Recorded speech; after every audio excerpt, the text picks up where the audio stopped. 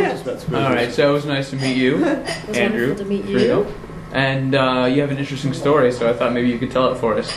So, where did you start on the bicycle, and where is your goal?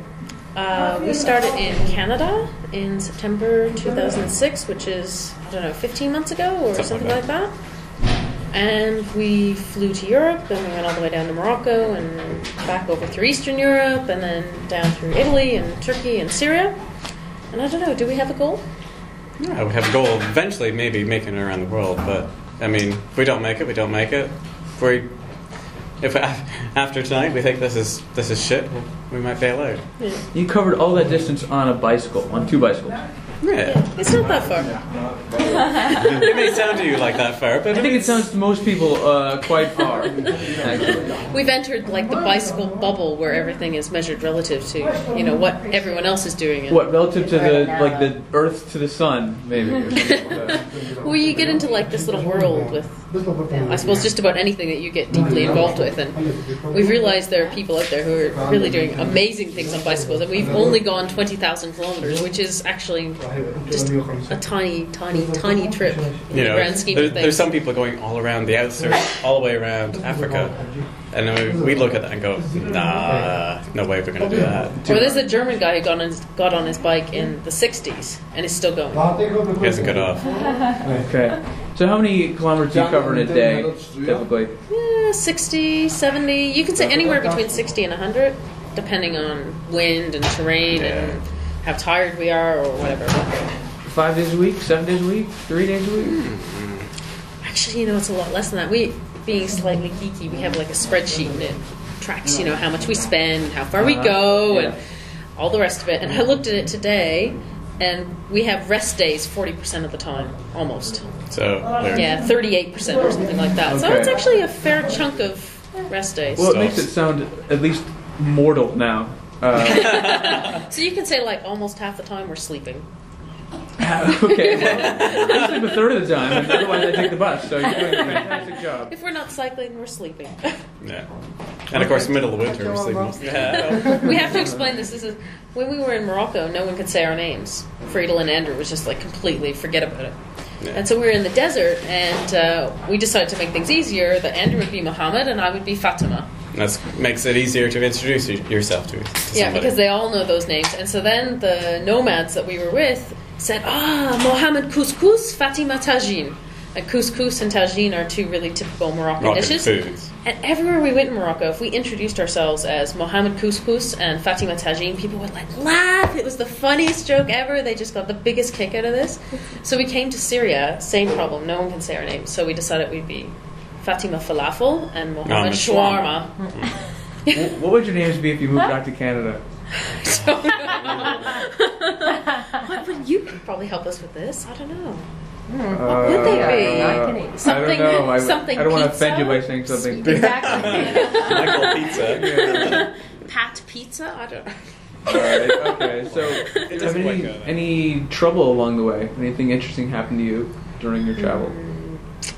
Well, lots of interesting things. Very little trouble. Like really minuscule amounts of trouble. I think if you want to believe that the world is really a good place compared to what you see on the news, then you should jump on a bicycle and go traveling, because we've had so many people have invited us into their homes and helped us out, and every time the odd time we feel like maybe we're getting ripped off, then within a very short period of time someone runs up and gives us something or is just kind in some way. We can never really feel jaded or annoyed for very long. And I remember when we came into Istanbul, we really miscalculated. We didn't realize how big a city Istanbul was. Or how long it was going to take us to get into the center of the city where we knew there would be a hotel. Yeah, and so we were about 40k outside, and we stopped and asked at a hotel, and it was too expensive, and they wouldn't bargain with us, and we thought, oh heck, we're just going to go for Istanbul, right? We're going to go into the center. And of course what happened, it got really, really dark. We were surrounded by motorways, which are scary enough. In the daylight. Yeah, in Istanbul, they use the shoulders for inside overtaking and all sorts of crazy maneuvers. So it's scary enough during the day. We weren't going down the motorways at night, but we were completely surrounded. There are no hotels. We're in some neighborhood. No idea where we are. A very, outlying We're standing on the sidewalk. It's 9:30 at night. Completely what are we going to do now? Nowhere to camp. I mean, nowhere. It's the middle of a city, you know. And some guy comes up and he says, "Sprechen Sie Deutsch?" I never thought my high school German classes were going to be so useful, but I was like, yes, we speak German. And he gave us a place to sleep on his factory floor. You know, just completely saved us that night. Yeah. And So that's happened over and over. Like when we've really needed it most, people have come up and helped us out. Did you send a thank you note to your high school teacher? Yeah, I will. Thank you. I'll get on that tomorrow.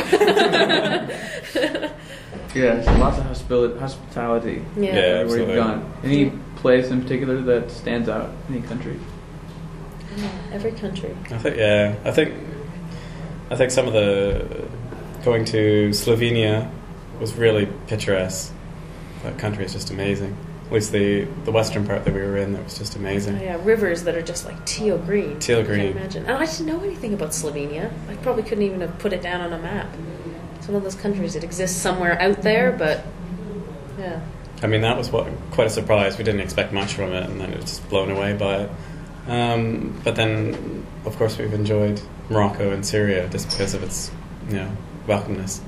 Yeah, our families have had fits because it's, Muslim countries, really scary, but we think we've probably been the safest here Yeah. in Syria and also in Morocco than Anywhere in Europe. So all this biking, I think most people would assume that you are super athletes or have at least had some physical difficulty. Well, before we actually got on the bikes and did this trip, we basically had done probably about half a dozen weekends, day trips outside of London. Yeah, and most of those either ended at a pub or were Started punctuated by lunch at a pub, so you couldn't really call it like Yeah. strong training Can't blame it on sessions. the bike. Yeah, Water so- bottle full of Guinness, maybe. Yeah. That's an idea. Yeah, so not really. It was just a way to see the world that was a bit different and cheaper too.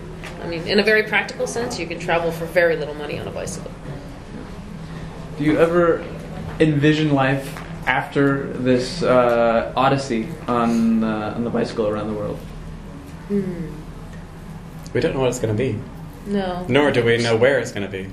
We're still searching for It could where be- and what. It could be a beach in Thailand. Yeah.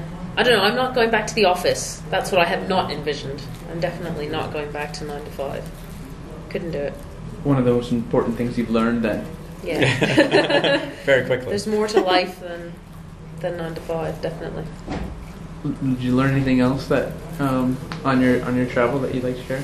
I think we've met a lot of people along the way. We've stayed with various families and people along the way, and we've met other cyclists. And I think one of the main things is a lot of them are, doing things that are outside the 9 to 5, time frame of work and everything. And they're managing it, they're living it, and they're a lot more happier. And just that people really are nice around the world. I don't know, we have such a sad habit, I think, of thinking, oh, this person's from a different country, therefore they are bad people, or they're different to us, they're not as good as us, or they don't do the right things. And when you travel, you realize that everyone is essentially the same. They just want to be loved, or, they want to spend time with their family, or, it sounds really sappy, but I think we can go a long way, particularly in the West, to understanding that, okay, maybe there's different cultures and different religions, but at the heart of it, we all want the same thing. Mm.